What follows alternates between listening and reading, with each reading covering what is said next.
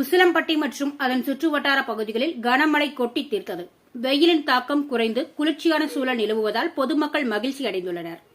தமிழ்நாட்டின் பல்வேறு பகுதிகளில் வெப்பச்சலனம் காரணமாக கோடை மழை பெய்து வருகிறது.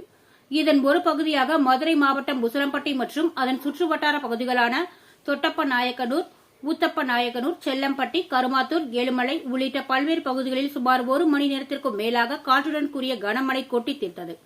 கனமழையின் காரணமாக உசிலம்பட்டி நகர் பகுதியின் முக்கிய சாலைகளில் மழைநீர் பெருக்கெடுத்து ஓடிய சூழலில் வாகன ஓட்டிகள் வாகனங்களில் ஊர்ந்து கொண்டே சென்றனர். காலை முதலே வெயில் வாட்டிய சூழலில் மாலை நேரத்தில் பெய்த இந்த கனமழையால் வெப்பம் தணிந்து குளிர்ச்சியான சூழல் நிலவுவதால் பொதுமக்கள் மகிழ்ச்சி அடைந்துள்ளனர்.